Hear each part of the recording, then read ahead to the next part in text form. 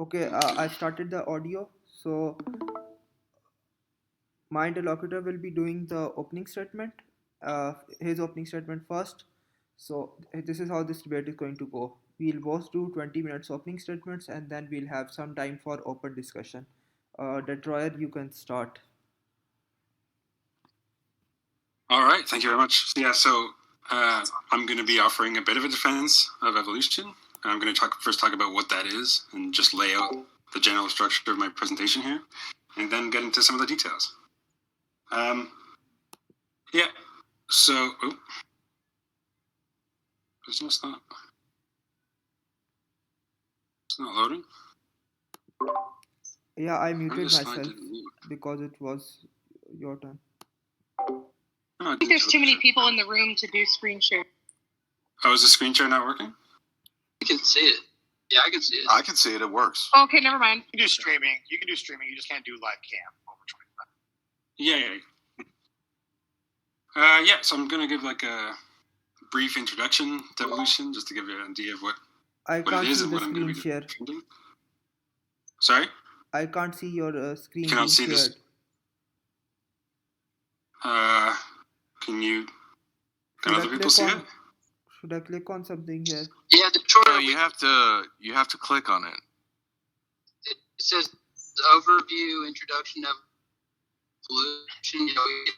And you just click. So just look at the. I can see it now. Just go to the list in the room. Detroiters at the very top has got a huge live red circle around, and you click on it, and then you click. Well, you don't click on it. You hover over Detroit, and then you click watch stream.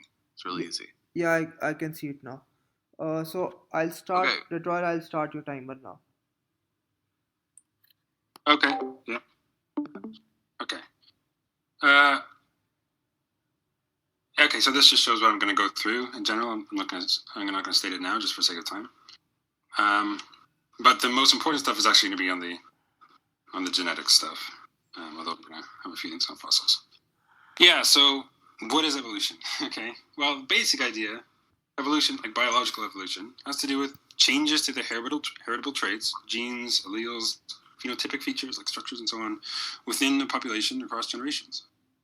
Common ancestry is the thesis that is typically associated with evolution, that all life on Earth arose from a common ancestor, i.e. that all the diverse life forms on Earth ultimately descended from some early life forms. The view that life arose from non-living materials is called abiogenesis. That's sort of separate.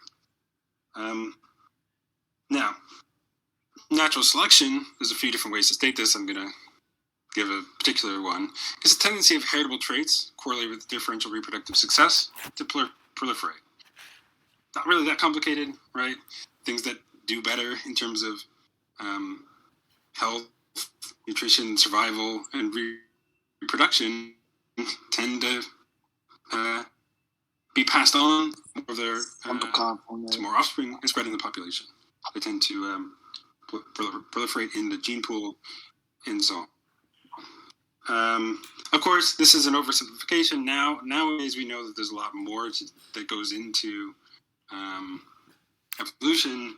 Things like drift, non-random mating, horizontal gene transfer, gene flow, etc.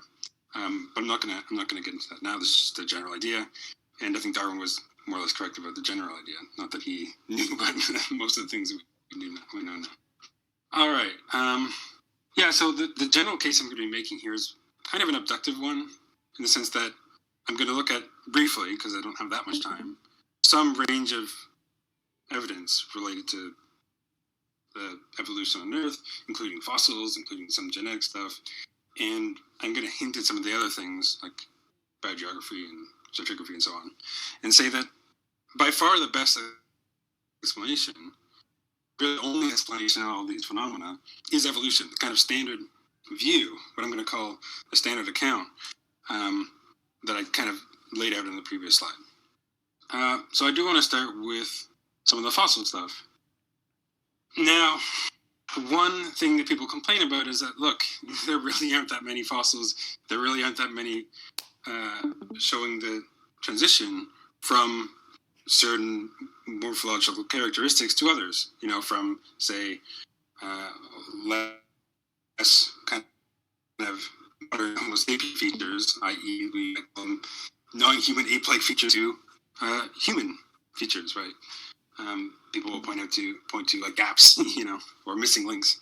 That could almost not be further from the truth.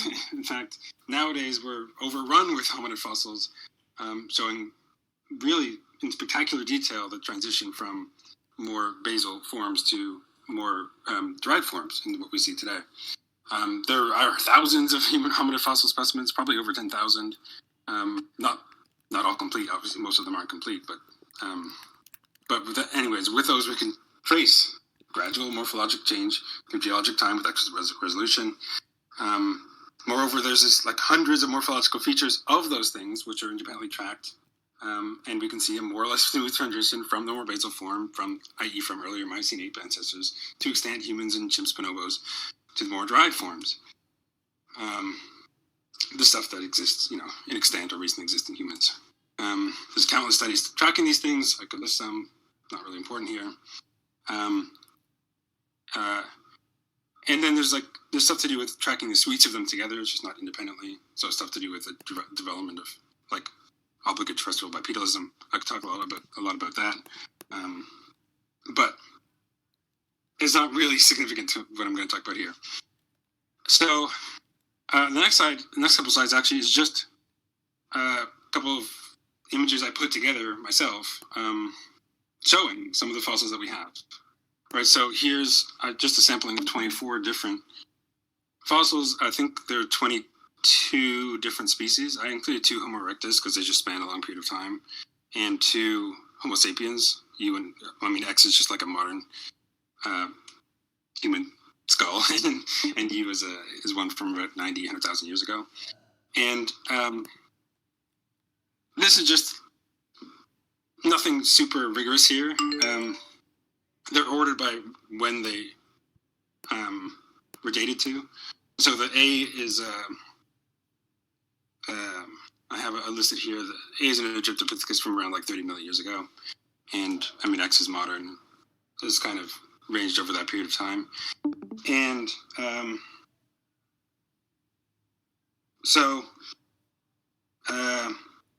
again, the ordering here is not meant to show ancestral relationships exactly. No one thinks that A eventually give rise to B, give rise to C. No, it's much more complicated than that. But rather, what I include these here to show is a couple things. One, just that we have a lot of these things. And in fact, this is just a tiny fraction of what we have in hominid evolution.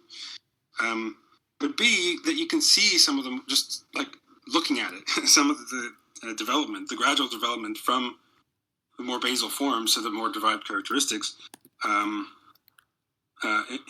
these groups. So these include things like cranium size and shape, although these aren't to scale. Actually, the cranium size ranges from like 15 cubic centimeters to like 1600 in the case of W and X and so on. So, but the scale doesn't across here. But things like the shape and size of the brow ridge, facial prognathism, that's like how the jaw jets forward there. Zygomatic arch, which you can see more on the side view. Canine and other tooth sizes, jaw shape, and so on.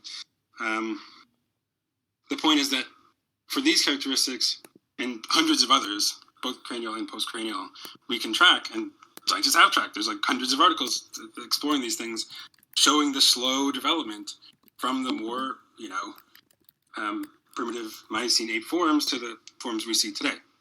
We can just track the evolution of these things through the fossil record.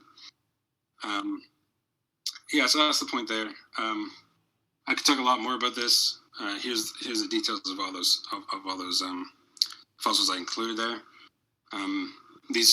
Some of these dates are kind of rough, but this is what they're best dated to. Like some of these are spans of like 300,000 years, But that's that. For sake of time, I'm not going to spend more time on that because I realize I've used almost half my time, and I wanted to. This is really the minor part of my case that I'm making. Now, the more important stuff is the genetic stuff, right? Because I think these are really like if Darwin had known about all what we have today, it would have been like incredible. Right? This is by far the best evidence we have for evolution, both in primates and more recent human evolution, but also like across the board and for universal common ancestry is astounding. So I'm going to first, I want to first look at, okay, I'm not going to spend much time looking at this because this is part of the results of a huge study from earlier this year. Kaduna et al. Have there. We actually sequenced a few hundred primate species, like 233 primate species, whole genome sequencing, including over 700 individuals. So they often had like at least two for each species they sequenced. And they used that to construct the most robust phylogenetic tree to date. How do they do that? Well, they used about 3,500 ultra-conserved elements. I don't need to really get into the details unless you want me to, because I can, but I do want to focus on the other aspects of phylogenetic, other sorts of evidence we use to infer phylogenetic relationships, i.e., like what things are related to which, and so on. I'm going to focus on those that I have in the next few slides because mostly because of time, but I could talk about this. I mean, here you can see this is the great apes over here, Homo sapiens, and so on. Gibbons. These are the yellow. We have the old world monkeys. Red and pink. That's the new world monkeys, tarzars, and then we have lemurs and a few other things over here. And then the outgroups over here is like rodents and rabbits and Malayan flying lemurs and so on. The main thing I want to talk about, and actually one of the things that is frequently brought up in debates on evolution is endogenous retroviruses, sometimes called ERVs or ERVs. I'm going to call them ERVs. Here's a brief introduction of what an ERV or an ERV is. What they are is a genomic remnant of a retroviral insertion. Okay, so a retrovirus is a type of virus that inserts a DNA copy of its RNA genome into the DNA of a host cell, right? Thus altering that cell's genome. So it gets passed around, it's exogenous. It sometimes infects a host, like a person or whatever, although there's not many of them infecting people today. I don't think there are any today, actually. Well, there's certain like koalas and so on, but yeah. And it gets this. Its genome is RNA, and it has an RNA. It then converts that into DNA. Literally cuts the host genome at some point, mostly random where it cuts it, but not entirely random, and then just places that in there, right? With the goal, quote unquote, of then making copies of itself and spreading itself out in the genome, and that's how they proliferate, especially when now it's a virus because of the. Spain needs to tell Detroyer he's having connection problem. Detroyer, can you what make the either leave or come back or adjust something? Sorry? Because out. there are problems with audio, your audio.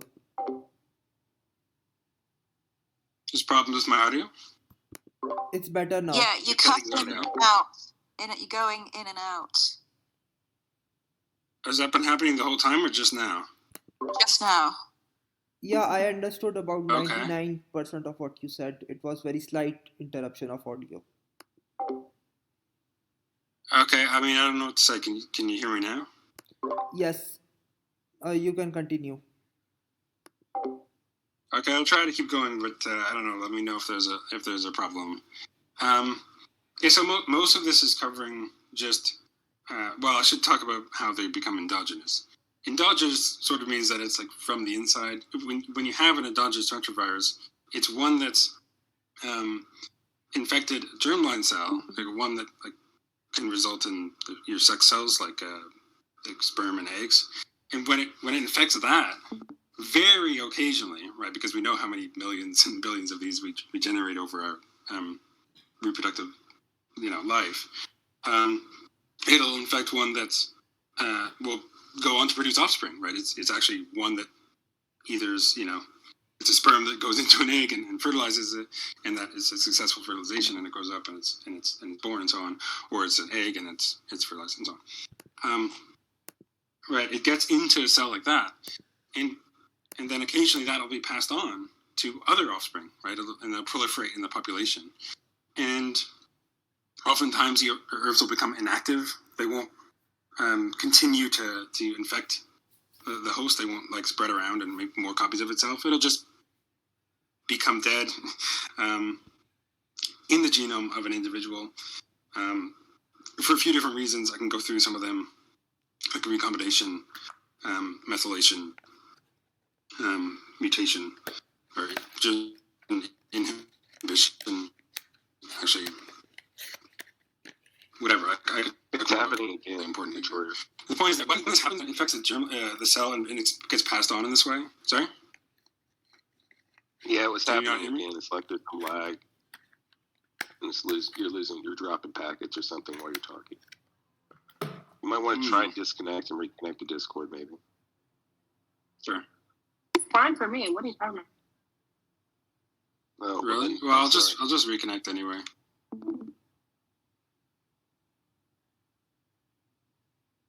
I love when there's always somebody says he's fine for me. As long, well, they wanted to make sure it was recorded, so as long as whoever's recording isn't having problems, then I'll shut up. I'm recording. I had slight Detroit but putting it was anybody fine. else to sleep. Okay, so I'll try to continue, but I don't know. Where was I? Yeah. So what happens is when it gets passed on in this way, like through the offspring, in that offspring, it's actually going to be present not just in the like original, like in one cell as it was in the parent, but in all of its cells, right? Because it's just part of the genome of that creature now, and they often die off.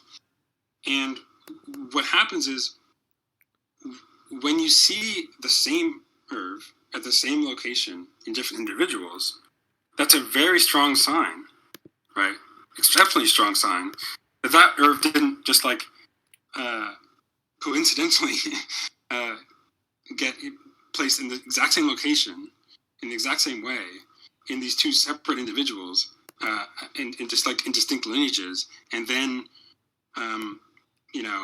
survive so that it would be present in both those individuals now, let alone in both of the populations of which they're part, right? Most likely, in fact, almost certainly, it was an ancestral insertion to both of them, right? So there was, say, your great-grandfather had one. I'm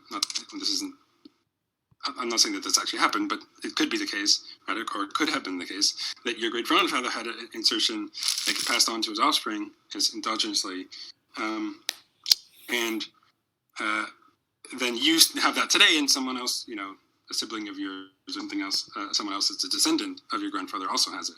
That's exceptionally more likely than it just independently infected in the exact same location of millions, well, really billions, in the genome,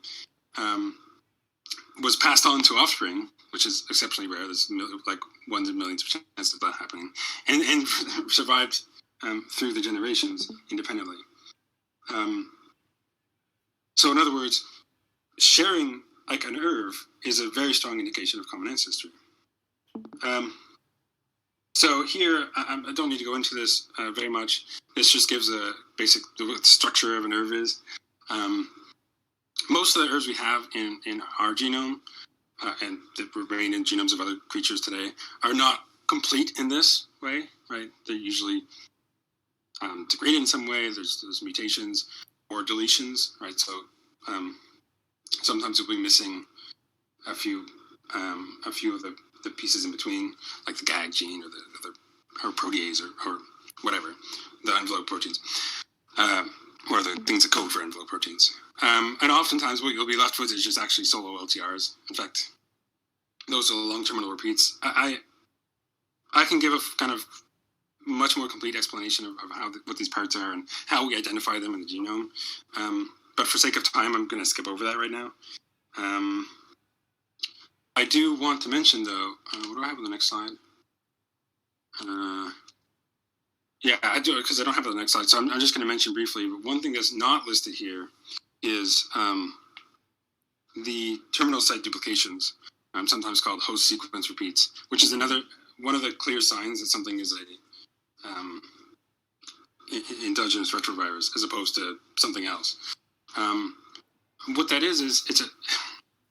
I'm trying to be quick here. It's a remnant of how these things are inserted into the genome. So in the pol gene, which is codes for polymerizing proteins, whatever, you have RT, reverse transcriptase, and IN, integrase.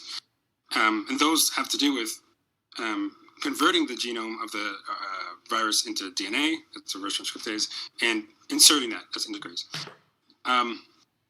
But part of what reverse transcriptase does is it, as I said, it literally cuts the genome at some point in the cell, in the nuclear DNA of a cell, so that it could put its own DNA or DNA of its own RNA into that spot. But the way it actually kind of cuts it at an angle. And so after it puts it in fact, on each side of the retrovirus, there's a few base pairs, typically about 5 to 10, usually closer to 5. In some cases, much more. In fact, some have been found up to 250 or more. But usually about 5 to 10 base pairs, where the DNA is actually it's cut in half. I didn't include a picture of this, but you only have one side of the base pairs on each side. They would go together, but they're now there's just like a retrovirus in the middle. And we have enzymes to repair this in the cell, right? And so what they end up doing is repairing them in the way that makes sense, right? A goes with T and C goes with G. So if it sees an A on one side, it will put a T, a timeline, whatever. Or guanine, cytosine, whatever. Whatever fits. And if you're following, it's a bit hard to explain. I should have included a diagram here. What you end up with actually is identical sequences on each side, right, of the retrovirus. So what would be, say, a sequence of, say it's five letters in the original uninserted genome, like CATGC, right? What you now have in the genome of an individual that has an ERV at that location, you'll have CATCG on one side of it and CATCG on the other side, right? At least initially, right? Sometimes that can get mutated, but you have those repeats on either side, and that's a very clear sign of this sort of process. And you consistently see it. You don't get it where it's not there, except when there's deletions, but usually you get much more deleted from that. There's other ways we can detect that this is an ERV, but I'm going to skip it for now. But if it comes up, I can talk about it. Okay, but the question is how is this? What does this have to do with common ancestry and evolution?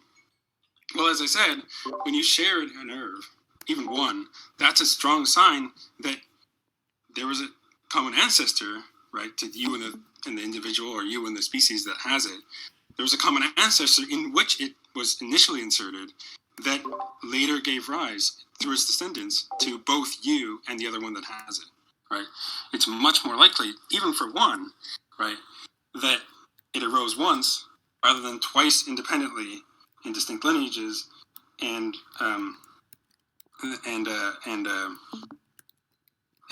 survived through those lineages and proliferated to the point we see today. So the other option would be it was an independent insertion of the exact same retrovirus. So it's the same retrovirus because there's different families of them. We can trace the evolution of retroviruses themselves. That's a whole other story I could talk about. Infected the germlines of two different individuals, at the exact same location of millions of possible loci, that both resulted in a zygote, ahead of millions of other such cells, right?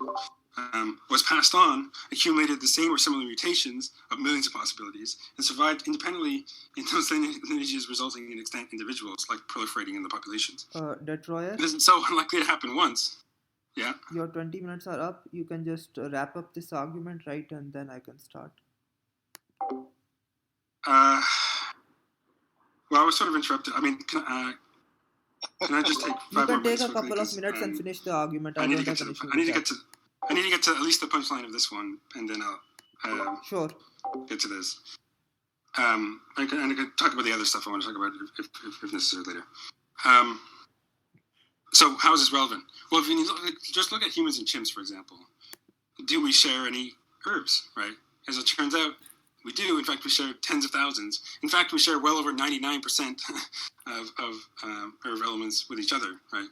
There's very few that are human-specific, very few that are chimpanzee-specific. And actually, this generalizes to other primate species, and even a bit further, but the further you go back, the less easy they are to identify, the more they get saturated with mutation and so on. It's harder to go back much more than 50, 100 million years in ancestry. But yeah, we share about 99%, well over 99% with chimpanzees. We share similar amounts, but not quite as many with gorillas, similar amounts, but not quite as many with orangutans, gibbons, older monkeys, so on.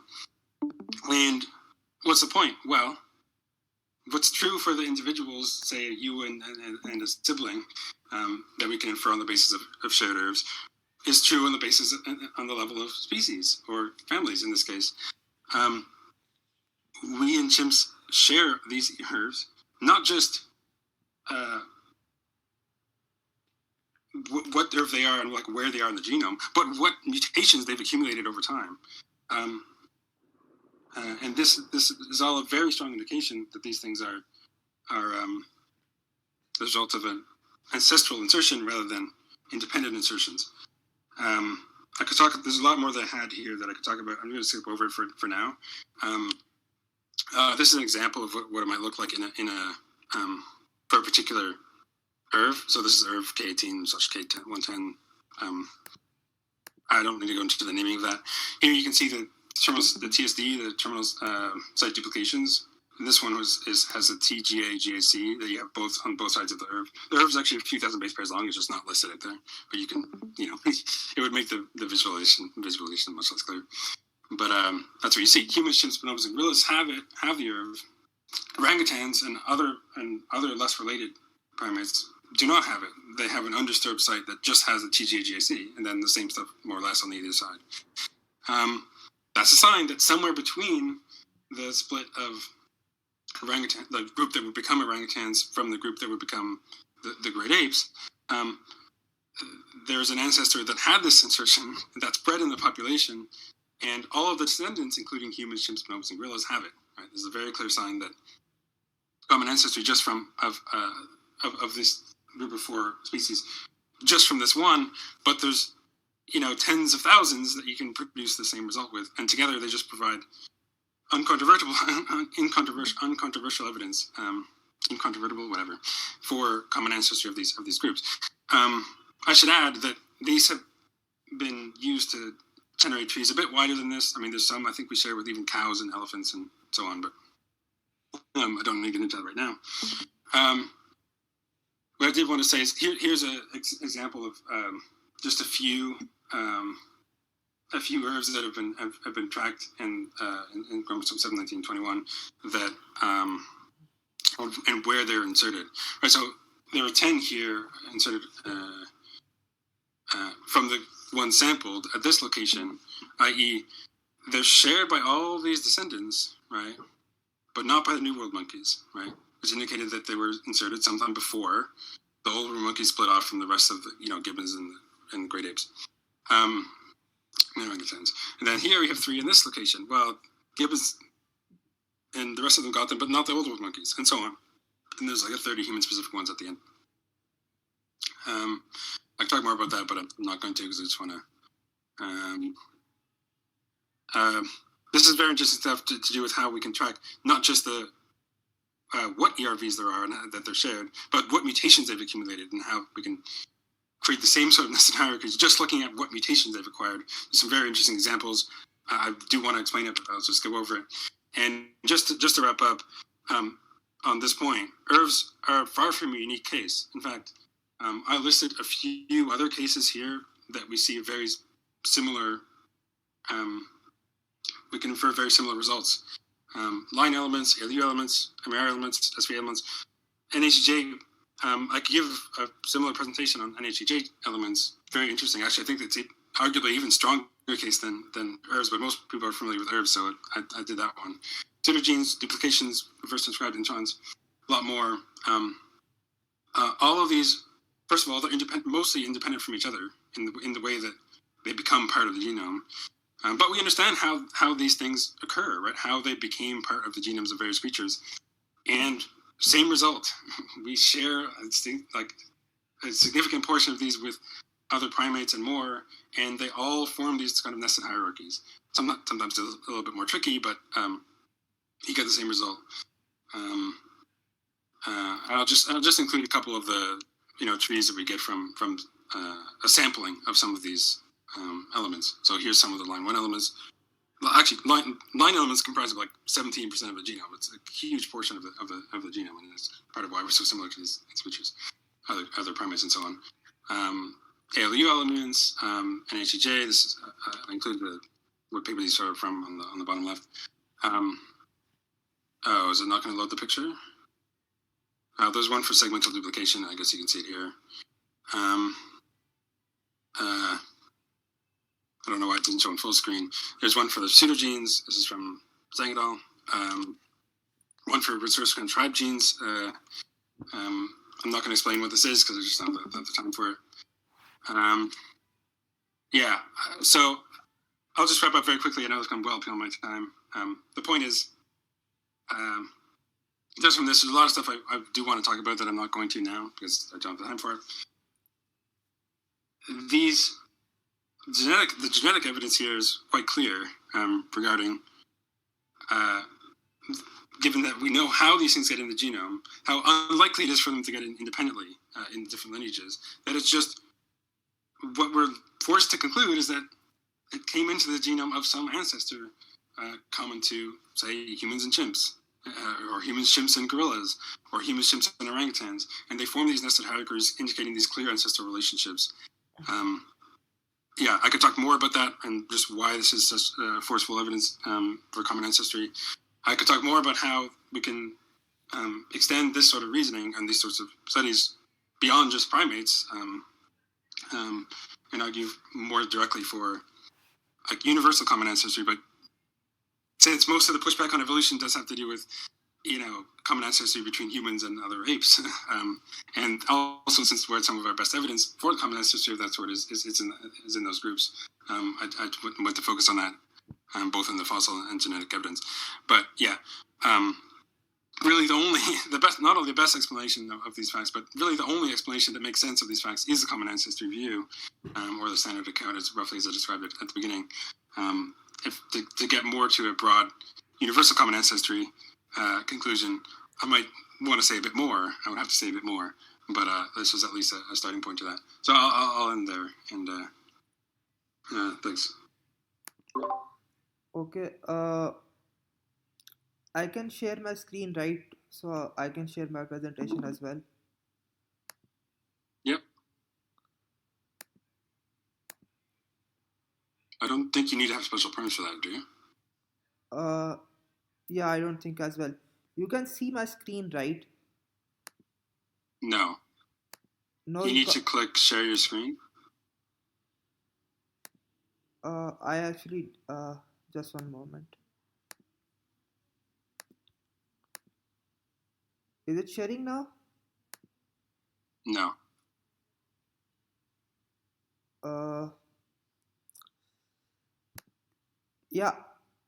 What I'm doing is I'm clicking the bottom button that's next to the microphone, right? I am clicking on the application window, and I'm clicking share here. Yeah. Is it sharing now?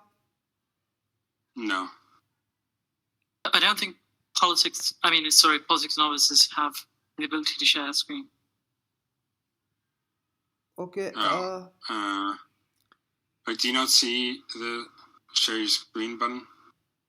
It's going to be there. I did click it. It's going to be there, but it's going to be... Is it grayed out? Yeah. Could someone either give him the role, or I guess, I don't know, maybe we have to go somewhere else. Banshee's here, but he's deaf, and we can ask him in the chat. I mean, I could also just share your presentation, but then Yeah, I mean, it's up to you. I sent you a link, right? Does that link still work? It should. Can you send it again? Is it the same? Yeah, I'll post it in the. Just one moment.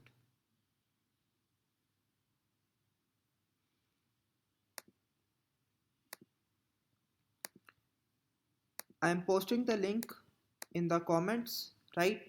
So I don't know if you can share it from there or someone else can.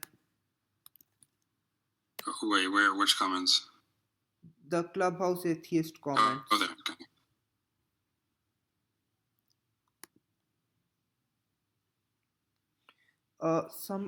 One of you can share the screen with this presentation, right? And then when I just say that you should move forward or backward, you can do that because I can't share the screen. Okay. Oh wow, you happen to use it the same template as me. Okay.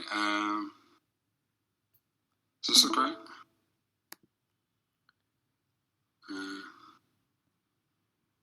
Can you see it? Have you opened it? Yeah. Can you share the screen? You see it? It's loading. Yeah, See it. it's here. Okay, so Okay. when I just say move forward, you can move the slides, right? I'll start my presentation. Sure. I'll start my timer. Yep. Okay, I'm starting my time now. Okay, so Bismillah. In this debate, we are discussing whether evolution is true or not. With regards to evolution, two things need to be proven or disproven. The tree of life. One more thing, I will not just limit this to human evolution because that was not my plan. My plan from the start was to basically keep it in more broad.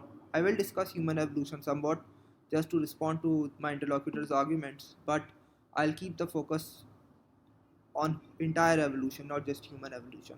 So, with regards to evolution, two things need to be proven or disproven: the tree of life and the mechanism for evolutionary change, which is usually the Darwinian one, natural selection acting on random mutations. Now, here's the problem for atheists or evolutionists. The arguments for evolution in both categories are either based on logical fallacies or plainly contradict the evidence. And a lot of these points are recognized by mainstream evolutionary biologists themselves. In fact, what I'll do is I'll mainly keep using references from mainstream evolutionary biologists because so no one can claim that I'm just making these up, and the references are here in the slides, and I'll share this with anyone, right? Moreover, I'll just make one simple point on the definition of evidence because I find that evolutionists and atheists try to change it when it comes to evolution. For something to be evidence of evolution, it has to be at the very least more probable if evolution is true than if intelligent design or uh, any other theory is true. Keep this in mind. Now, this is just one reference regarding the fossil record. I'll get to this later. Now, my first argument against evolution is the fossil record. This is supposed to be, according to many atheist missionaries and apologists, one of the strongest proofs for evolution. And my interlocutor said that missing fossils is a problem, right? He said that it's not a big issue, it is a big issue, and I'll highlight why. Firstly, this point is a common atheist lie. The fossil record has been one of the biggest arguments against evolution for the past 2 centuries or 1.5 centuries. Most mainstream evolutionary biologists recognize this, even though they believe in evolution. And this is actually an argument both against common ancestry and Darwinian mechanism. This is a reference for Darwin from Darwin's book Origin of Species. He himself recognized this problem, right? And the fact is that this problem hasn't decreased, it has increased. I'll just read a couple references, but I have dozens here. First reference is from Stephen Jay Gould. This is one of his works in 1977. The extreme rarity of transitional forms in the fossil record persists as the trade secret of paleontology. The evolutionary trees that adorn our textbooks have data only at the tips and nodes of their branches. The rest is inference, however reasonable, not evidence of fossils. This is just one reference regarding this. The second reference is mentioning the absence of transition fossils in most of the cases. Again, this is a serious problem that's not going away. Those are the just two references in this regard. I have numerous here. And again, for some people who are thinking this is just about the Cambrian explosion, it is not just about the Cambrian explosion. The fossils are absent throughout the history of life. The reference above here is about the absence of fish group fossils, right? The next two references, the reference here and this one, is about the absence of basically the abrupt appearance of angiosperms or flowering plants. There's a similar problem with mammals, birds, etc. This problem is not going away and it is present throughout the fossil record. I'll just read one more reference in this regard. This is from paleontologist Peter Ward, right? This guy is actually a critic of intelligent design, and he actually debates ID proponents. He acknowledges that the diversity of Triassic animal plants is analogous to the diversity of marine body plants that resulted from the Cambrian explosion. It also occurred for nearly the same reason, as will be shown, etc., etc., that it was just as important for animal life on land as Cambrian explosion was for marine animals. So the point of going through all of these references is that this problem is present throughout the fossil record. This is not some unique phenomena for a particular part or time. This problem is present throughout the fossil record, and it is recognized by dozens and dozens of mainstream evolutionary biologists, and this is one of the most common atheist lies in this regard. Now, what's the common response to this from evolutionary biologists and atheists, etc.? The most common response is that the fossil record is imperfect and hence unreliable, right? Now, they are correct in one thing, that the fossil record is imperfect, but that excuse does not work. If this problem was just an artifact of a limited amount of data, right, then 150 years of research should reduce the abruptness of the fossil record, not increased it so many times. Moreover, paleontologists, the biologists who deal with fossils, they are recognizing this excuse does not work. These are two references. I think one is from the Nature journal, the journal Nature, and one is from Paleobiology. These references there, and I can find more like this if you want. I'll just read one of them. If scaled to the ... taxonomic level of family, the past 540 million years of the fossil record provide uniformly good documentation of the life of the past. A second reference states that our view of the history of biological diversity is mature.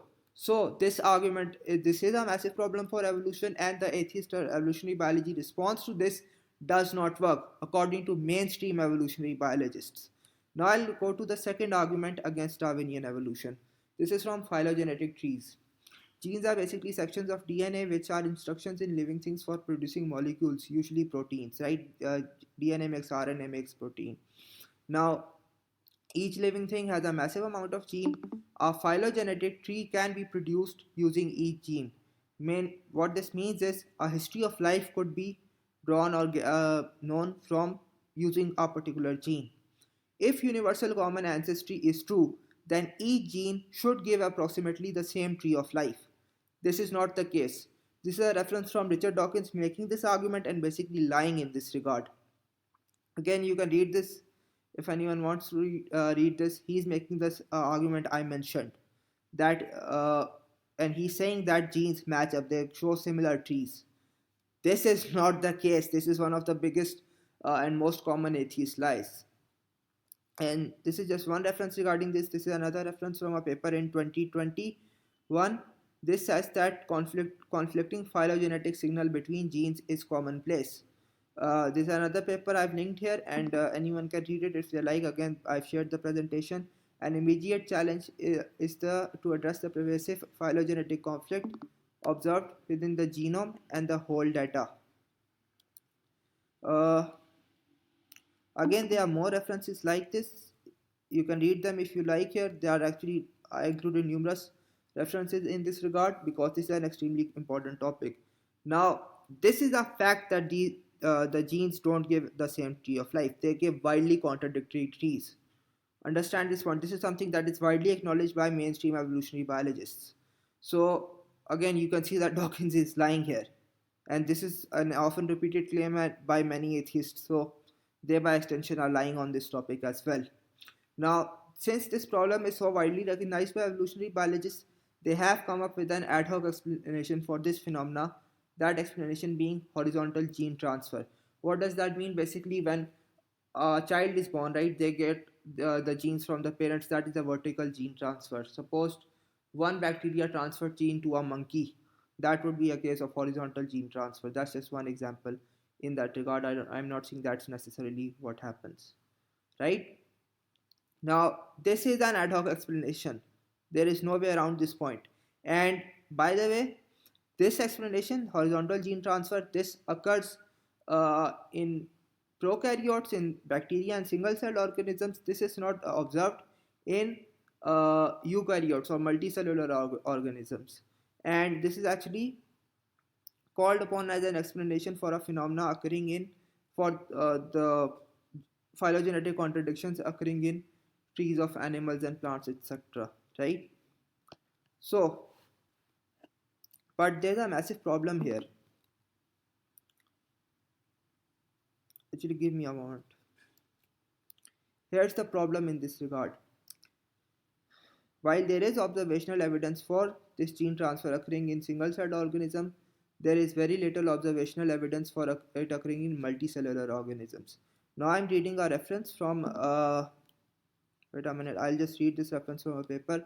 The lead author of this was a paper published in Genome Biology 2015. The lead author of this paper is Alistair Crisp and the entire reference is there. I can link it for anyone if they like. This is the first study that shows how widely horizontal gene transfer occurs in animals, including humans. He's claiming that far from being a rare occurrence, this occurs throughout the history of life. But there's a problem with this. They are not proving that horizontal gene transfer is taking place, they are just assuming it. And to be honest, I've linked multiple references here in this regard from mainstream evolutionary biologists such as Mark Regan, Robert Biko, and Jonathan Eisen, who are saying that these evolutionary biologists are not testing horizontal gene transfer, they are just assuming this is happening. This is an ad hoc explanation, they are not testing this hypothesis. Here's the problem with all of this. Evolutionary theory and universal common descent makes a prediction that phylogenetic trees will have similar, they will give approximately the same tree of life. This is not the case. Mainstream evolutionary biologists recognize this is not the case. And the ad hoc explanation is being given here, that is not testable, and they are not testing it. This is how pathetic the positions of evolutionary biologists is here. So these two are supposed to be the strongest evidences of evolution, and again both are false according to mainstream evolutionary biologists. Now Detroit, you can skip the next few slides, just move forward again and again, skip the biogeography part, move 4 slides forward, next, yes. Now I'll go into the logic of universal common ancestry, and this will deal with the argument that Detroit made. The basic logic of all of the arguments for universal common ancestry is that similarity equals common descent. This is the assumption he was making, and I'll give references for this being the assumption. Understand this point. Firstly, this is circular reasoning. Similarities due to common descent, similarities exist, therefore they are due to common descent. This claim that similarities are due to common descent, this needs to be proven. And if you are not giving arguments for this, what is this? Is this an intuition or is this a self-evident truth? Either way, it is a massive problem here. Now, other than this being circular reasoning, there's an even bigger problem. There are an absolutely massive amount of similarities in living things that cannot possibly be due to common descent. It's called convergent evolution or homoplasy. What this means is that the logic of universal common ancestry is falsified again and again. Now, this is a reference basically giving this is a reference from a paper that supposedly proves universal common ancestry, and they are listing the main arguments for universal common ancestry, right? These are basically 6 arguments. The argument between agreement between phylogeny, phylogeny is the tree of life, agreement between it and biogeography. I will not deal with this in this debate except if Detroit brings it up. The next 2 evidences are correspondence between tree of life and fossil, a paleontological record, and the existence of numerous predicted transitional fossils. Both of these arguments, the fossil record one is false, as I've already shown. The second one, the transitional fossils one, this basically assumes similarities due to common descent. You have two different looking species, right? You have one that species that looks kind of similar to both, therefore it looks similar, so it has common descent. Again, the same assumption is here. So the same problem is dealt with here. The market next argument is the market similarities of biological structures with different functions. Again, another argument for similarities, the next is the similarity between morphological tree of life and molecular tree of life. The entire argument is based on the assumption that similarity is due to common descent, which I've already shown is false. By the way, just for if anyone wants a reference from this, these are two books, Simon Conway Morris's Life Solutions and George McGee's Convergent Evolution. These give hundreds of examples of cases of homoplasy or convergent evolution similarities that are not due to common descent. This is extremely widespread. This is a problem, and this problem is not going away. Now, again, I want to go into a philosophical point here because this is extremely important. What is the evidence of premise 1 of common descent? Is there an argument for this? Is this an intuition or is this a self-evident truth? If there is an argument being made from this, the argument from experience, well, then experience shows similarities that are not due to common descent. So that argument is dead. Is this an intuition? Well, the problem for atheists is belief in God is intuitive. Belief in life after death, belief in life being designed is intuitive. So are intuitions evidence? Is this a self-evident truth? Well, if atheists are claiming this is a self-evident truth, I would like to ask, what is your criteria for self-evident truths? This doesn't work. I'll get into this part later. Let's go to embryology. This was thought to be, this is about 5-6 slides ahead. This was thought by Darwin to be the strongest evidence for evolution, and basically the claim is that embryos look similar at a stage, and therefore that similarity is due to common descent. Let's ignore the circular reasoning from a minute.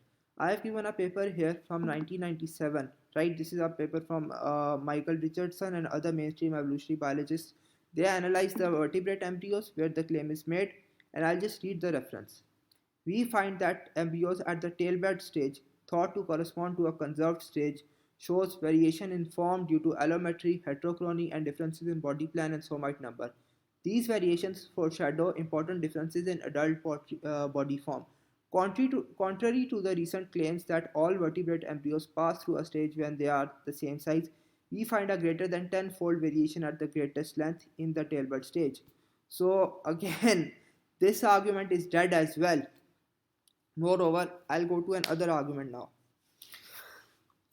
There was an argument for evolution that I mentioned earlier.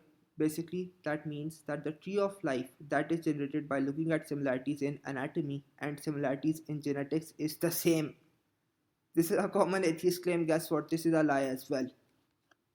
And this is actually a prediction made in 1960s by two biochemists, Zuckerland and Pauling, who said that if DNA sequence matched the evolutionary trees produced by morphological and anatomical characteristics, this would be the single best available proof for the reality of macroevolution. Guess what? This is false. This is one reference for this incongruence between phylogenies derived from morphological versus molecular analysis and between trees based on different subsets of molecular analysis sequences has become pervasive as data sets have expanded rapidly in both character and species. So another argument is dead. Now I'll move to junk DNA and vestigial organs.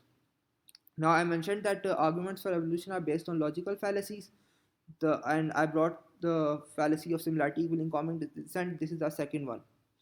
Both of these arguments, junk DNA and vestigial organs, are similar and have the same problem. What these arguments assert that something in liver, suppose there is something in living things, suppose an organ has no known function, right? Suppose it has no known function, therefore it is functionless. An intelligent designer would not create functionless things, therefore there is no design. The logical fallacy here is extremely simple. Just because we don't know the function of something, that does not mean it has no function. Now, suppose for the past 150 years, if the things that were called junk or vestigial had no known function, right? Then this argument would have some weight. But this argument is dead because Countless vestigial organs or organs that were thought to be vestigial are known to have function now. As far as junk DNA is concerned, this was the main Darwinian argument for decades, yet it is recognized as false by most modern evolutionary biologists. It doesn't work. The reason being, junk DNA or pseudogenes or etc. are known to have functions. Vestigial organs, so many of them are known to have function as well. So this argument is dead. And again, what I'm saying is not controversial. What I'm saying it's not unusual. This is something that is recognized by mainstream evolutionary biologists. This is the problem here, and this is not going away. I have only 1 minute left. I prefer to turn it into an open discussion now because I think the arguments I've given are sufficient so far. So I'll end my uh, opening statement and we can start on the discussion. Okay, there's very many things I want to cover here.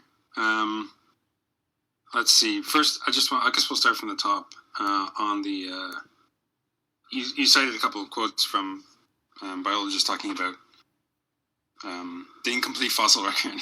I remember there's Darwin, there was Gould. So a couple things I want to say about those things. First of all, they're both making points, right? I mean, the point that Darwin was making is, look, what would be or what is the strongest argument against my position? Well, this is the strongest argument, that there's that there's just not a lot of fossils showing these transitions, that sort of thing. And then the whole point of him bringing that up is like, here's the strongest argument against my position. Here's why it's wrong, right? And he goes on to talk about why the fossil record is imperfect, what reason we don't have to think that, and so on. Of course, it's far less imperfect now. We've made a lot of discoveries in the last 160 years.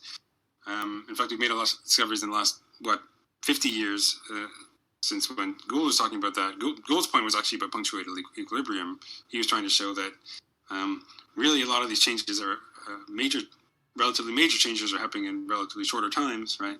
And he was using that to support his more punctuated equilibrium model, which is kind of probably partly right, but partly wrong. But the main problem with this is that it's true, right? The fossil record is imperfect, but we have a lot. In fact, most of the fossils we have, the vast majority of the fossils we have in primate evolution, are from the last 30 years.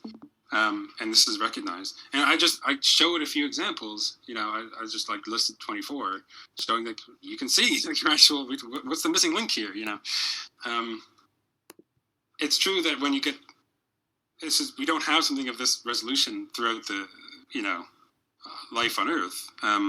There's some cases where we have very little. Or it's very rapid and, don't have a lot of representative fossils, especially the further back you go. We don't have very lot from the Precambrian, right? A few reasons for this. We have some, but we don't have a lot. And there's a lot of marine stuff we don't have a lot of. There's a particular reason for that too. A lot of marine stuff doesn't tend to fossilize very well. But it's not really a problem. And we still have a lot of fossil evidence that would show these clear transitions. So I don't see what the problem being brought up regarding fossils is there. And we can comment on that and we can move on to another point. Yeah, sure. Okay, as far as the fossil record is concerned, firstly, you brought up the point that Darwin thought this was the strongest evidence against his, right? What Darwin thought was the strongest evidence against his theory is not relevant 150 years later. For the very simple reason, there are a lot of other things, and I'll get into those later. As far as the fossil record, you just brought that up just for what he was saying. Sure. The point is, here's the best argument against my view, and here's why it's wrong, right? Sure. But anyway. Sure. I don't think Gould said this is the best argument for or against evolution. Maybe he did, but I don't think it was in my references. But no. Gould was saying this was an argument for his punctuated account. Yeah, I know that. Let me just finish this point. Okay, as far as the fossil record is concerned, again, the problem is very simple. It's not complicated. Darwinian theory predicts that the fossil record needs to be gradual. Mainstream evolutionary biologists admit this, dozen of them. The fossil record is not gradual. So this goes against the prediction of the Darwinian theory. Keep this in mind. Now, the common response is that the fossil record is imperfect, right? There are many transitional fossils missing. But this argument doesn't work either, because this is something mainstream paleontologists are acknowledging, not just Gould. I mentioned other scholars here. I gave two references from mainstream papers where paleontologists are saying that it can tell us about the history of life. It's not that imperfect. So this problem is not going away. And again, fossils. I don't. What's the problem exactly? Because again, in different senses of gradual, it is gradual, right? Even if it's this punctuated equilibrium. But if you're requiring something like almost uniformly gradual, that's false, right? We wouldn't expect that, and it's not true. Okay. So I guess I don't see what the problem is supposed to be in principle. Let me just finish this point, and I'll address the point about human evolution as well, and then you can either respond to this or move forward. As far as the problem is concerned, everything is not supposed to be gradual, but again, the problem is, it's not me saying, I'm not making the random claim that the fossil record contradicts evolution or is more abrupt than evolutionary theory predicts. Dozens of evolutionary biologists are saying the same thing as me. And again, look at the references I mentioned. This problem is not just in the Cambrian explosion, this is throughout the history of life. And this is why I bothered to give dozens of references here. The problem is very simple. Evolutionary theory predicts something according to the biologists. The expectations don't match the reality according to mainstream evolutionary biologists. And the ad hoc explanation given is false according to paleontologists themselves. So the problem is very simple. As far as the human evolution is concerned, to be honest, I didn't actually plan to debate that. If you look at the very end of this presentation, I added two references there as well, one from Gould, one from another scientist. And again, the problem of there being missing fossils, that regards to everything else, that is the problem with human fossil record as well. This is not something different. The same problem is present here as well. So again, that is not going away. Retroir, you can respond or move forward, up to you. Yeah, so a lot of things. I mean, first of all, this quote is ridiculous. As I said, the vast majority of hominid fossils have been discovered in the last 30 years.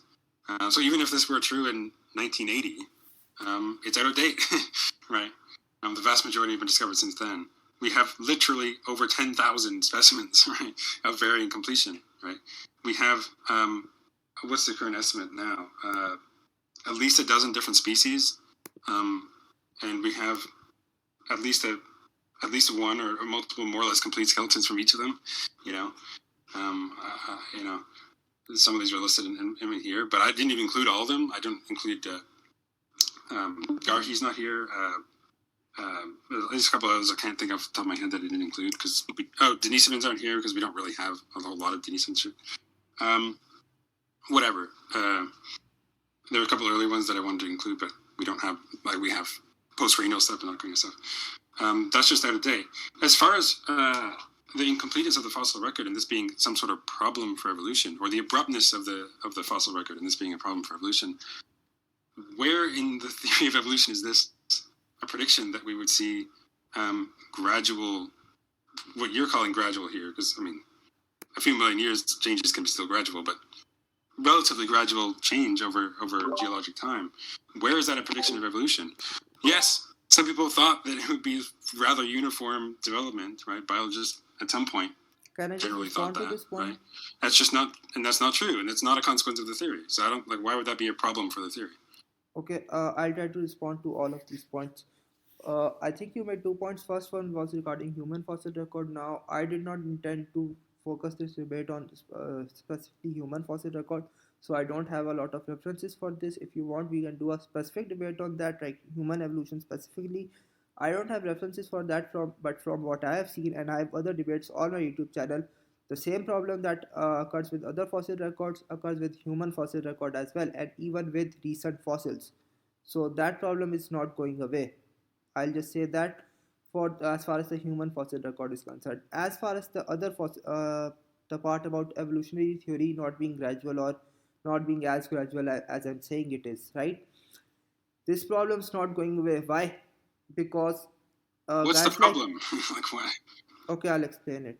The problem is evolutionary theory by default is supposed to be gradual. Darwin said this, Dawkins said this. This is the standard mainstream evolutionary theory. In fact, I have a quote from Dawkins. I don't have it right now. I've seen it, but again, I'm not saying something but not as uncontroversial. gradual as you're saying it should be. Like, why would that be a problem? It's Okay, not here's predicted the to be as problem. gradual as you're supposing that it The is. Troyer, I'm not making a claim from myself how gradual or how abrupt it needs to be. I am pointing out a very simple fact. Mainstream evolutionary biologists are saying it's not gradual. This is not my opinion that they are not gradual. This is the opinion of mainstream evolutionary biologists and dozens of them. They are saying it's not gradual. My opinion is irrelevant in this regard. To be honest, I won't bring my personal No, but opinion you're here. confused. They are saying this. Gradual is a relative term. You're confused. Gradual is a relative term, right? Gradualism Of is course. okay, you can finish this point. Right. So, in some sense, it's gradual. In another sense, it's not gradual at all, right? So, in the sense of just there being kind of slow change over millions of years, it's definitely gradual. Like it's 100% it's gradual in that sense. In the sense that you might think it to be gradual, that over the entire history of life on Earth, it should be more or less small, consistent amounts of change over time, and not periods where it's like much faster compared to other periods in terms of change. It's not gradual in that sense, right? Because there are periods where it's much faster compared to other periods. But even in the periods over which there's like the most fast change, like Cambrian explosion, we mentioned a couple others, it's still gradual if you zoom in on it, right? It's like a 20 plus million year period over which, it's significant change, but it's still gradual in the large scheme of things. So in some sense of gradual, it's gradual. In another sense, it's not gradual. It's not contradictory or unlikely on the theory. So I just don't see how this is a problem at all. Okay, I'll respond to this point. Firstly, regards to the point about Cambrian explosion, again, this pattern of explosions in the fossil record or like bursts of information or bursts of animal life, new forms of life, this is not just limited to the Cambrian explosion. This is in the great organization. Just an example. There are dozens of examples like this. In fact, if you look at the presentation, I've given numerous examples like this where such an information explosion of life or explosion of biological life is taking place.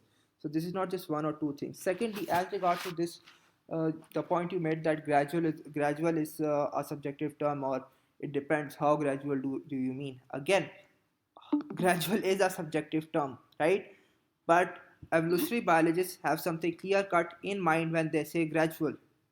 The problem is that the fossil record is contradicting my definition of gradual. The problem is it is contradicting their definition of gradual, and dozens of them. All of these references are showing the same thing. That is the problem. Oh, no, none of them show that. In fact, what Gould was saying, Okay. like for example, I mean, he's not the only person to say this, but what many people have said regarding the sudden bursts of change is just now become part of the theory, right? It's not something that contradicted the theory. It's something that didn't have to be the case, but we found it to be the case through fossil and genetic evidence that there are and can be these massive bursts in change. It's not surprising on the theory. It's maybe surprising in the sense that people thought it wouldn't be the case generally, or it didn't have to be the case, but it is, and it doesn't contradict the basic idea of evolution. We still have the general picture, and it still accords with even what Darwin said. So it's not a problem. I don't even see how, in principle, this could be a problem for evolution as a theory. Okay, I'll explain how it is a problem, right? The standard evolutionary theory is of gradualism. Darwin mentioned this, Dawkins mentioned this. The proper Darwinists like Jerry Coyne, who are neo-Darwinists, who are like old school and who hold to the textbook theory, they all mention this gradualism. The theory predicts gradual change. This is not the case. So this is why the problem But now is you're here. equivocating again. Again, gradualism not according to me. How gradual or ungradual it is, that is not according to me. That is according to mainstream evolutionary biologists. And again, this is why I posted like 24 references here. So this problem is not going away. Now we have discussed this a lot, right? Do you want to move on to a second point, or do you want to mention something here? Then we can Yeah, move I mean, to the second point. I could correct that again, but I'll move on to the second point because I think the genetic stuff is more important. Sure. I do really want to talk about let me stop sharing my screen. I do really want to talk about the phylogenetic incongruence, because I think this is a very important point. Hang on, I just had a note on this. Sure. You pointed out correctly that when scientists and biologists do studies on genes and even wider comparisons like whole genome and stuff, sometimes different studies or different genes don't lead to the same results in terms of inferred phylogenies, right? You can get different indicated phylogenies, and this is recognized. And there's a variety, not just like you pointed to horizontal this is gene a very transfer. common occurrence. That's a very minor impact. There's a lot of them, and I could go through the list if you want and talk Can you about clarify them. what do you But mean I'll by try to be binary brief. impact, and can you just repeat the last 15 seconds?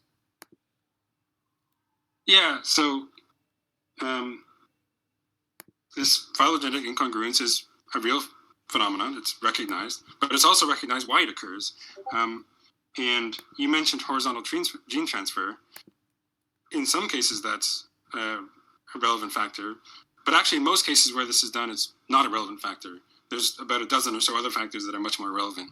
And there's a few papers that go through these and explain why they occur, how we can detect that they occur, how we can mitigate these factors, and how when we have better samples and better methods and so on, they're actually reduce the problems of incongruence. So I'll just go through a couple of the factors. There's actually a lot more. This is mostly from this paper. Okay, you can mention the factors, then I'll respond to all of this. First, it's an UPSAM 2015, but let me just go through some of the things.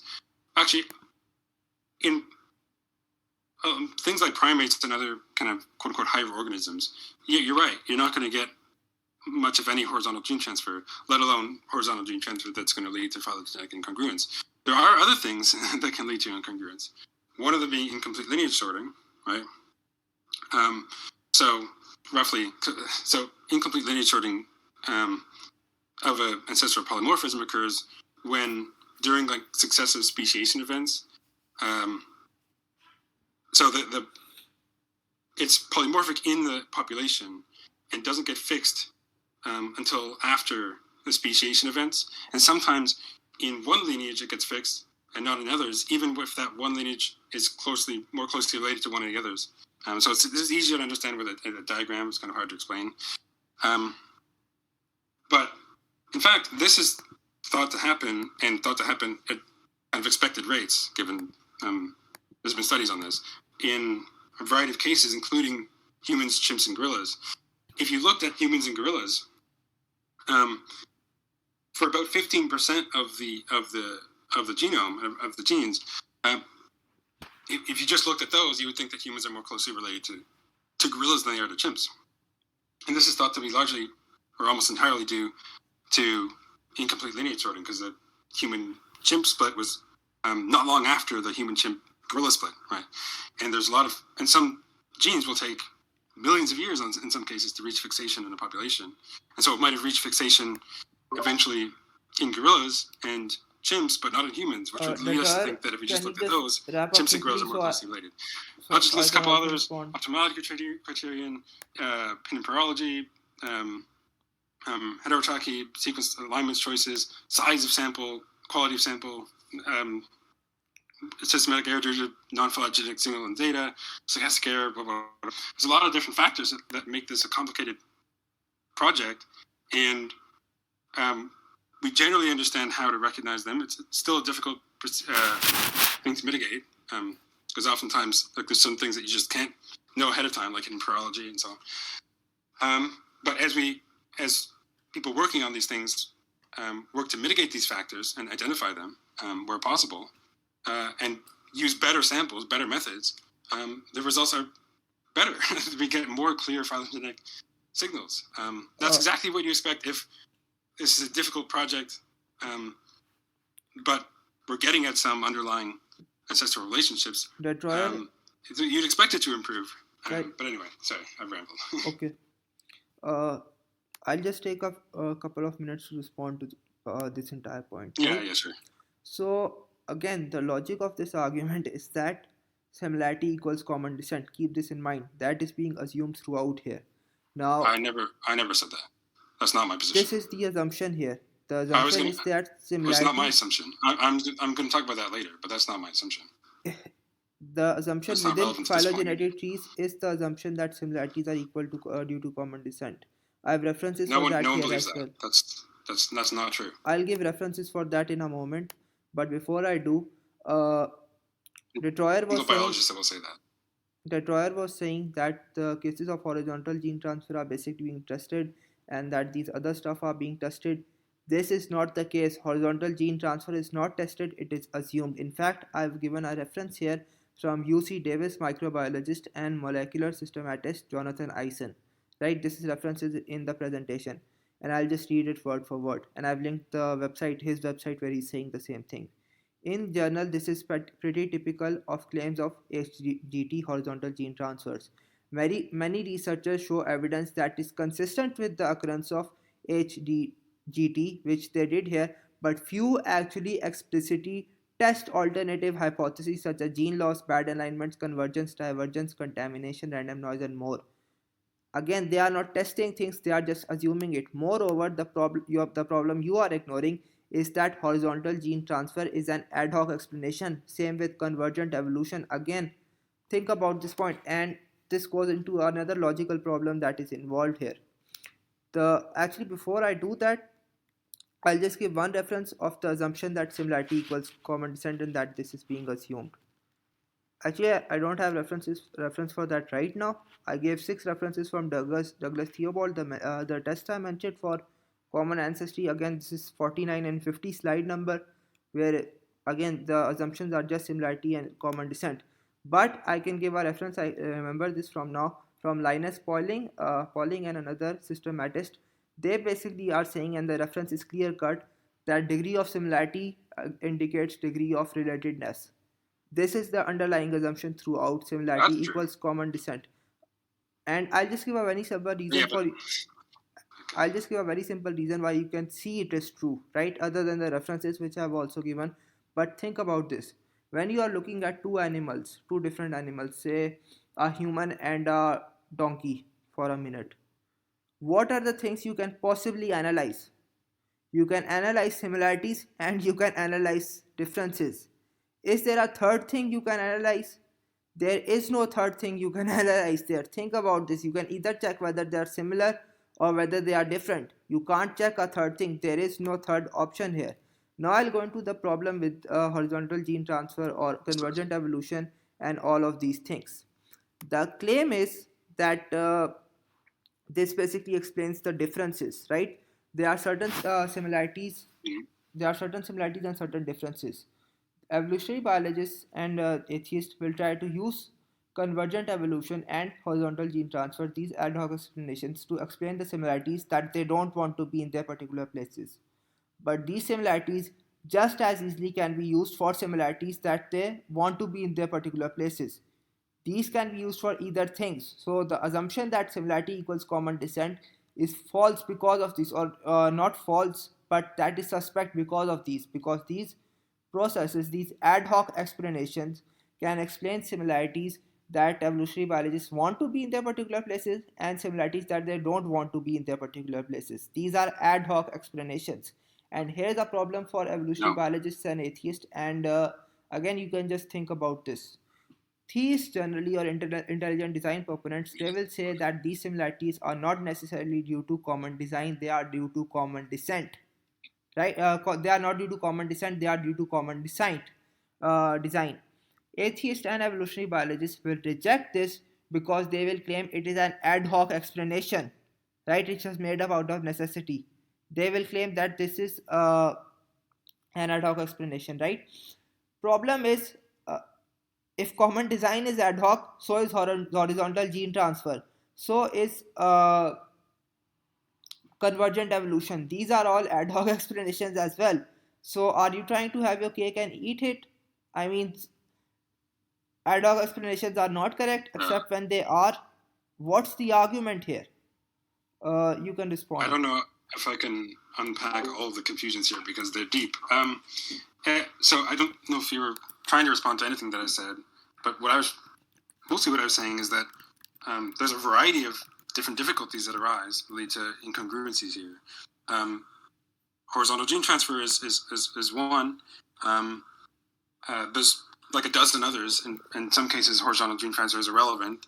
I did not say that like we always know exactly what the impacts are of these like horizontal gene transfer and other things, because like we study in every case and determine that horizontal gene transfer is involved.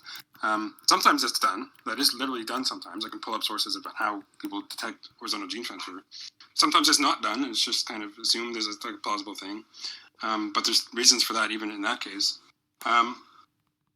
In some of the cases I was, well, primarily what I was doing was trying to explain why we would expect, why it's not so surprising that we get these incongruences, given the standard theory. In fact, it still makes no sense, given a separate ancestry, that we would get strong signals and much stronger ones when we get better methods and better samples and so on. So, I mean, I could go through the different sources of these things, how these are sometimes tested for, not always tested for very well, because I mean, it's a complicated process. Some of them are very hard to test for because they're hard to like predict ahead of time that it would be there. Like hidden parology, as I mentioned. Although I didn't describe it, I could if you want. In terms of common descent versus common design and assumptions and ad hoc assumptions, there's a lot that I could say about this. But note the examples I gave aren't. This concern doesn't arise, right? For herbs, for example, it's not a matter of it's similar, so therefore it's a matter of common descent. No, it's a matter of these are herbs. They're endogenous retroviral insertions. We know how they get there. We know that they're there. We know that they're in there in different species. And so we know that they're a matter of common ancestry, right? It's not complicated, right? It's not just saying like, oh, here's a sequence, here's another sequence that they're similar. That might be some evidence for common descent. No, it's a matter of here's a sequence that we know how it got there. Here's another sequence that we know how it got there. By far the most likely explanation for that is that it got there once in an ancestor to both of them, rather than it got there separately in these lineages into a germline cell, the exact same location, blah, blah, blah. These things that are so unlikely that it's not even worth considering. The common ancestry view is not ad hoc. It's just what's forced upon us when looking at the evidence clearly. And herbs are not the only case. It's not just the presence of them, it's the mutations within them, and then these dozens of other examples. I list like 10 or 12 that give the exact same result. Okay, can I just respond to this point? Firstly, as far as the point about these explanations being what is expected on evolution, right? Conflicts in phylogenetic trees are exactly what is not expected on evolution, and you don't need to take my word on this. This is something that mainstream evolutionary biologists say. They say that these conflicts are unexpected. This is not, you don't need to take my word on any of this. Second, so you're confused. Some people might have been surprised to see them. That's fair enough. I let you speak for quite some time. What we understand about genetics and the tools that we use to study these things, it's crazy to think that it wouldn't happen, right? It's entirely expected. I let you speak for quite some time, right? Just let me speak for a couple of minutes. Go ahead.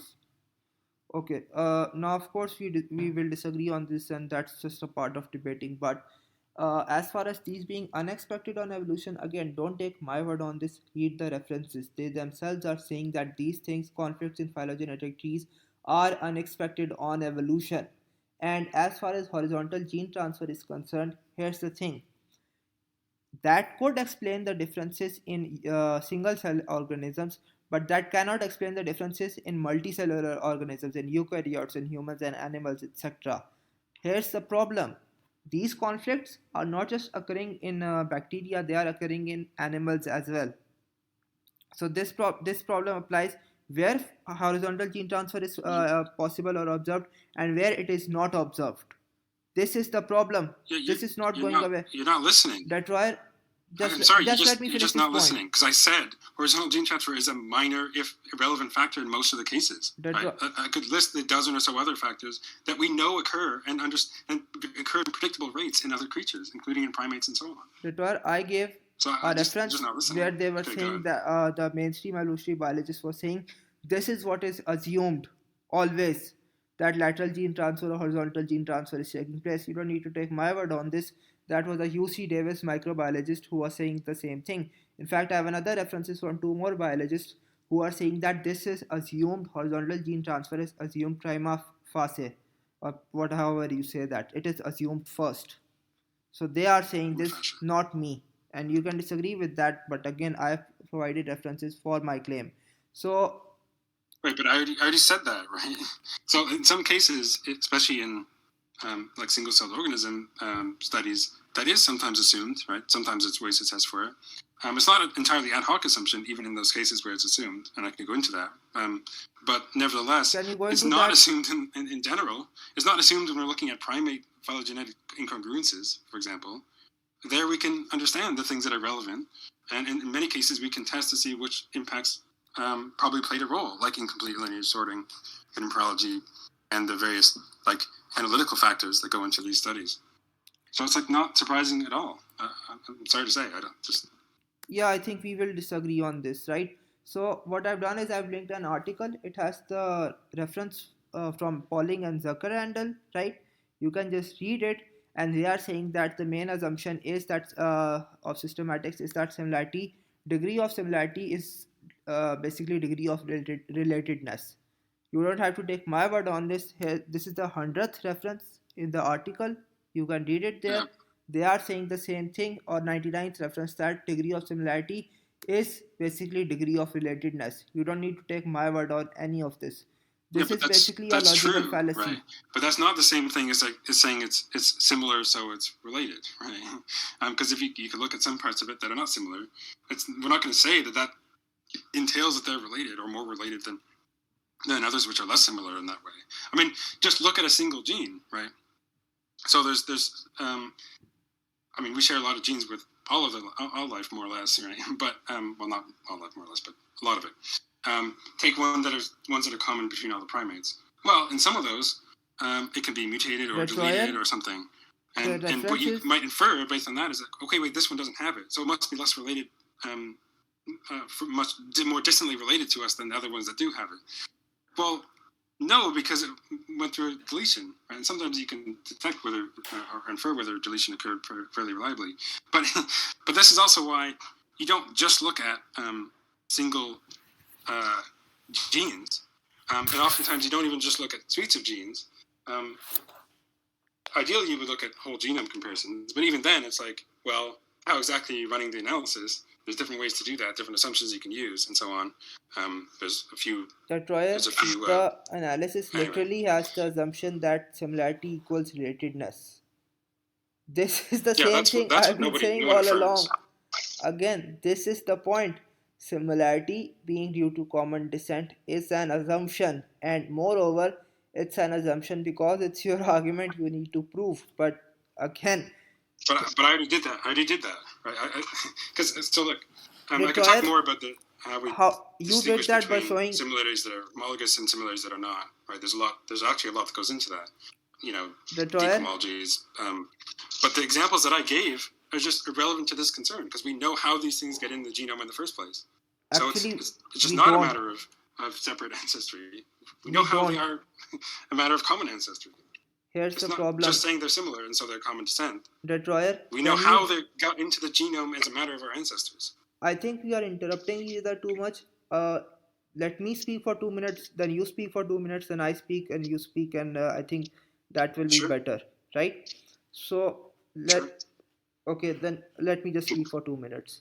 As far as the part about similarity is concerned, and Detroit saying he demonstrated similarity, he did not do that. He just mentioned the similarities of genes and etc. and said those were due to common descent. But the problem is this is an assumption again, and here's the problem for you. If you are thinking, if anyone in the audience is thinking by showing cases of similarities that are due to common descent, you can prove that similarity is due to common descent. What about the cases where similarity is present without any common descent? There are countless cases of this, of homoplasy. So if this was the argument, if I'll just lay out a syllogism, similarity is due to common descent, similarity exists, similarities are due to common descent. Premise 1 is false because of countless examples of convergent evolution or homoplasy. So this argument needs more. Moreover, again, as far as horizontal gene transfer is concerned, again, look at the reference and Detroit can respond to this, and then we'll move to something else. I'll let him have the last word on this point. Read the references I'm giving. This is the first assumption they are making, that these incongruences in both animals and bacteria are due to horizontal gene transfer. Here's the problem. Horizontal gene transfer is observed in bacteria, it is not observed in animals.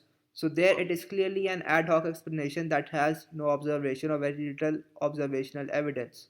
Now, this was my argument regarding the phylogenetic trees. Detroyer can respond and then we'll move on to something else. Yeah. I'm not going to say much about the horizontal gene transfer again because I think it's quite clear that you're just not listening because I already explained. I'm not going to explain it again, right? The point is that well, I am going to explain it again very briefly. I'm not appealing to horizontal gene transfer in general, right? First of all, we don't always test exactly how the horizontal gene transfer occurred, right? Because it's complicated and sometimes it can't really easily be done. But in many of these cases, we're not assuming horizontal gene transfer. There's a dozen or so other factors that can be relevant, and oftentimes we can detect, and sometimes people do detect which of those are relevant, and they can even predict to which degree they would expect them to be relevant, i.e. in the case of ICS in the human chimp gorilla lineage. But there's other things as well, and people debate the analytic methods and the problems that can arise in different ones, and so on. So I don't know. I can just cite a few papers, and you can read about the problems and how people solve them, and how the better methods and better results actually lead to a good phylogenetic inference. Regarding similarity and common descent, that's just a blatant straw man of anything I've said and anything any biologist has ever said. No one ever says that similarity equals common descent. No one ever says that. If you can find one source, I would concede on that point, but no one has ever said that. Right? That's not my position. That's not any biologist's position in the history of the world. Right? Of course, there are similarities that are not the matter of common descent. That's fine, right? There's ways to tell, though, and oftentimes, whether a similarity is a matter of homology or not, right? One of those actually is embryology. He said some ridiculous things about embryology. We could turn to that after if you want to talk about that. Another one is deep homology and stuff in Evo Devo. Another one is just the stuff that I literally said about the development of ERVs and other things like the things that I talked about but didn't get into. I could give a presentation on non-homologous end joining, which is a really fascinating case. But the point is that we know how these things get into the genome, right? We know how they get in. We know that when you have one at a particular location that's a particular ERV or whatever, with particular mutations, sometimes they're really weird mutational patches of different things put together in a kind of weird, strange way. I can give a specific example of that. With some non-templated bases and so on. When they get into the genome that way, we know that it's occurred once if it's found the same way in different lineages, right? That's true in the case of it's present in some people, not others. These are polymorphic in some people as well. And it's true in the case of different species that have them, right? I'm not saying that there's a similarity between some genes in humans and some genes in chimps, so they must have a common ancestor. I'm not making this jump from similarities to common ancestry. No, I'm saying they have this particular similarity. We know how those things that I'm pointing to get into the genome, and so we can infer that it was an ancestral population or individual, really, that got any particular one that gave rise to the separate lineages eventually. It's not. I'm not making an unjustified assumption, and you haven't touched on this at all. Can I just make one point? Yes. I think I'm about to I have 5-10 minutes maximum. So what I'll do is I'll just make my last argument, right? And you can make a response to that, and then we'll just have a minor closing statement. Can you talk about herbs? Because you haven't mentioned it at all. Yeah, I'm going to address it now. Sure. Okay. So my last argument, or basically refutation of evolution, or an argument for evolution, was about vestigial organs and junk DNA, and I'll include ERV in this. All of these cases are basically these arguments are based on a logical fallacy. The fallacy is this: we don't know the function of something, therefore it has no function. Now the problem with this is this was an assumption, and this has been standard Darwinian assumption for decades now. Problem is this assumption is false in numerous cases. There are numerous vestigial organs that were thought to have no function. Now we know they have function. As far as junk DNA is concerned, again most of you already know about this. It was thought to have no function Now we know it has function, a lot of function. So this argument is pretty much dead. Now, as far as ERV is concerned, because I'll give another minute on this. Again, this is a case of similarity, right? Now, this similarity can have four explanations, possibly: chance, necessity, common design, and common descent. Now, Retroyer is claiming that common descent is the case. But why are the other three implausible? Why is chance implausible? I'll grant you for this debate chance is implausible, right? Though there's a problem there as well. As far as necessity is concerned, basically some other physical process led to both of these similarities being where they are. You need to disprove that, you need to disprove common design, and then the argument for common descent makes sense, because if you are just going to say these are similarities, right, and the best explanation is common descent, I'm going to ask you, why is the best explanation common descent? Why is common design false? Why is some sort of physical process or physical necessity false? If you are not going to do that, then you haven't proven your claim. More than that, I'll just say one more thing. In terms of fine-tuning argument, right, we are supposed to, the theist is supposed to disprove physical necessity as an explanation. Well, this is a similar case here. Now, the atheist is making the argument that here you have to disprove chance and physical necessity and common design. Otherwise, your claim doesn't work. Betroy can respond, and then we'll just make our closing statements. Yeah. So, which one I was talking on first? I think. So I could state the argument another way, right? Because maybe it's not really landing. I'm not just saying the point from Herbs is not, look, there's these genetic similarities, and so therefore it's most likely the result of common descent. That might be fair in some cases as a somewhat weak inference, or maybe strong inference, but that's not the inference I'm making. In this case, and in the dozen or so other cases that I alluded to but didn't go into, the point is that it's not just that there's similarities. It's that the structures the sequences which are similar, like little nucleotide sequences and genes and alleles and so on, we know how that got into the genome, right? We know that it was the result of an endogenization event, right? And so there's like really two options for any given ERV that you find in separate populations or separate species. Either it arose in an individual that's part of a population ancestral to both of them, right, common descent, or it arose independently in these two lineages, right? In principle, that could happen, right? You could have an ERV that a retrovirus that is an exogenous retrovirus that infects different species and potentially even infects the same cell at the same location and becomes passed on to offspring and so on. It becomes endogenized and moves to fixation. In principle, that could happen. But my point was that that's so unlikely to happen in one case in this way, at the exact same location of billions, at the exact same in a somatic cell of which are unusual, that gets passed on to offspring of millions, if not billions, and that reaches fixation of many different opportunities, most of which don't reach fixation, right? The chances that the same one, the same location, the same mutations and so on would happen in separate lineages in this way is so unlikely that it's not worth considering. And the fact that it would happen 10,000s of times with very few lineage-specific ones, for example, in humans and chimps, is so astronomical, it's like basically zero, right? That's why, in this case, the common ancestry explanation is much, which is forced upon us. And let me put it another way in terms of common ancestry versus common design. I agree that on common design, that you would expect some sort of similarities, both in terms of the morphology. You know, it's okay. There's the designer wants to make various bipedal creatures or quadrupedal creatures that have similar body plans and so on, and there's going to be some morphological similarities, and of course, there's going to be some genetic similarities that underlie those, right? Because you know, similar structures might require similar genes to produce them, right? Not so surprising. What is surprising, not just in the case of well, first of all, that's not relevant to ERVs, since ERVs are not a matter of the initial design. They're the result of endogenization events.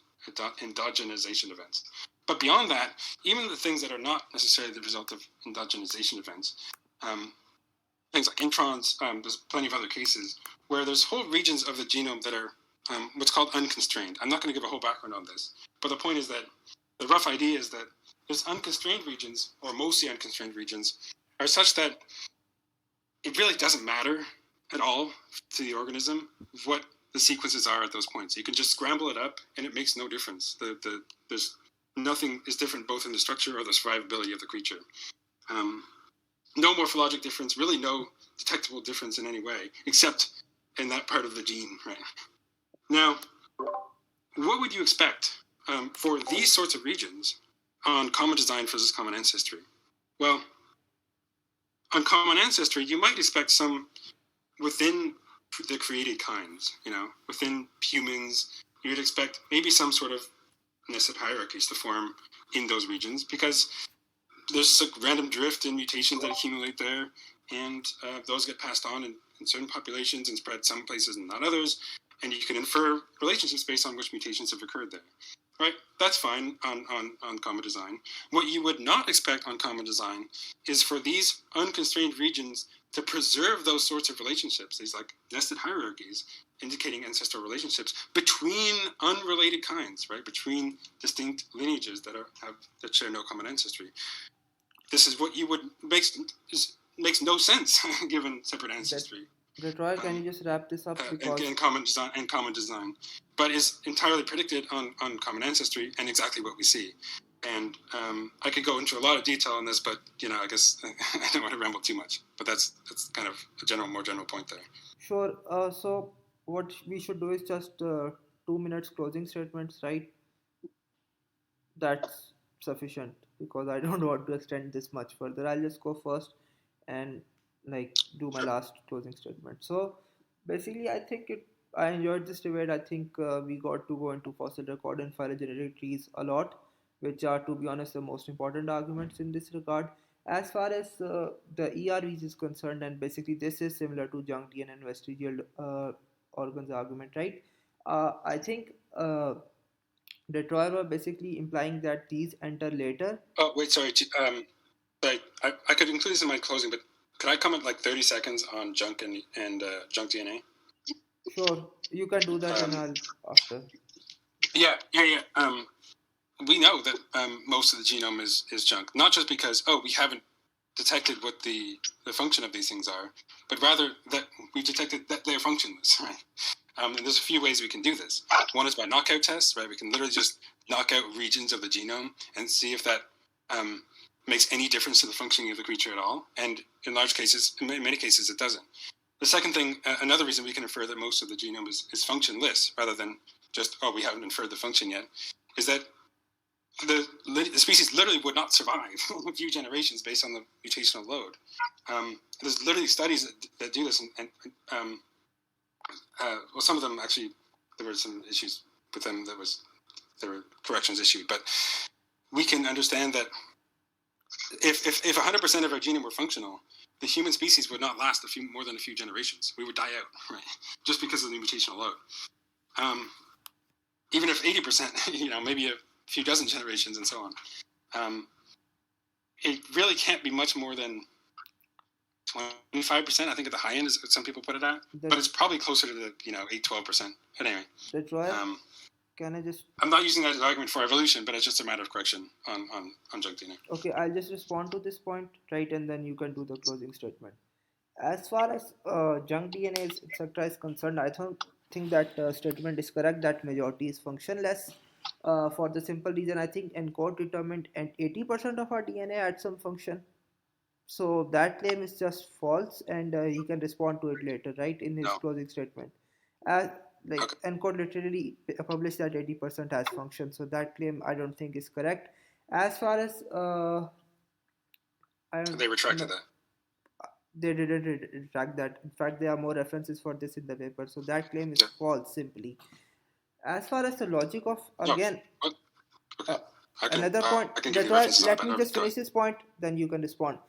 Detroit mentioned that you can know something is functionless by knockout tests, right? By removing the gene and it is still functioning, it has no function.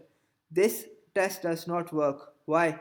Because this was basically what was done with appendix. It was thought to be functionless and it was removed and humans lived fine. Now we know that appendix has function. Even though if it was removed, the humans function just fine. but we know it has function. So the logic of that test for detecting junk DNA or vestigial organs is false. So I don't think that claim works. Now, again, if any atheist is interested in debating evolution slash intelligent design and universal common ancestry, I'm happy to debate, and you can just DM me and we can set up a debate here. Overall, I enjoyed this debate, although it did get a bit long than I expected to be. I'll end my closing statement. The Troyer can respond, and then we will. Then I'll end the recording. Yeah. Okay. Yeah. Sounds good. It's been interesting, I guess, conversation. Thanks for having it. I'll just kind of briefly go over the things that I brought up, and why I think really no response was given. In the matter of fossils, I mean, I pointed to some examples having to do with the human evolution, showing the slow morphologic change through geologic time of I mean, just looking at the cranium of a couple dozen specimens, we can see that from the more basal Miocene ape ancestral form to what we see today in modern humans, along over dozens, and more specifically, people look at hundreds of examples tracking these slow changes. I could list a few dozen of them if you want, and really, some problems were raised about the incompleteness of the record, or the rapid, what's the word? The suddenness of some of the changes in the fossil record. Not a problem. The degree of suddenness there is maybe interesting, and people study it. We think we have a pretty good idea of why that might occur. In the Cambrian explosion and others. Not that surprising on the theory. So I don't there's really not a problem there for evolution at all. Certainly doesn't show that evolution is false. In terms of the phylogenies, I mean, the example that I focused on, although I could have focused on others as well, if time permitting, was endogenous retroviruses. It's quite clear, right, that these are the result of endogenizing events. I can give a lot more onto why we think that's the case, right? Apart from the fact that we literally see it happening today. And these are clear. These show the clear genetic markers of endogenization and retroviruses. There are retroviruses that are common to both us and chimps. By far the best explanation for that is, and the details we see in them, is common ancestry between us and chimps. And this goes back much further. In fact, you can find elements like this in species as different as birds and elephants and so on. And then in terms of what he brought up as a response to this was mainly two things: incongruent phylogenies and common design versus common descent. I dealt with the whole incongruence thing, I think, fairly well. There's a lot more that I can get into on that to explain how these and why these incongruences occur, right? And B, how we can detect them, and how improved methods and improved samples tend to mitigate these factors in predictable ways. So I talked about that briefly.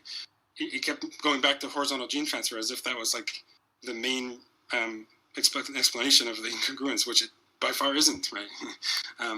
In the case of primates, for example, the major impact is incomplete lineage sorting and hidden parology, and in some cases you have paraphyly and polyphyly. I mean, I can explain that, but whatever. In fact, well, I'll skip that. And so all that is entirely expected, given what we understand about these phenomena, right? Like ICS and so on. And what's not expected, given separate ancestry, is that as the methods improve, as the data improves, as you include more in your samples, you tend to get more refined and consistent results.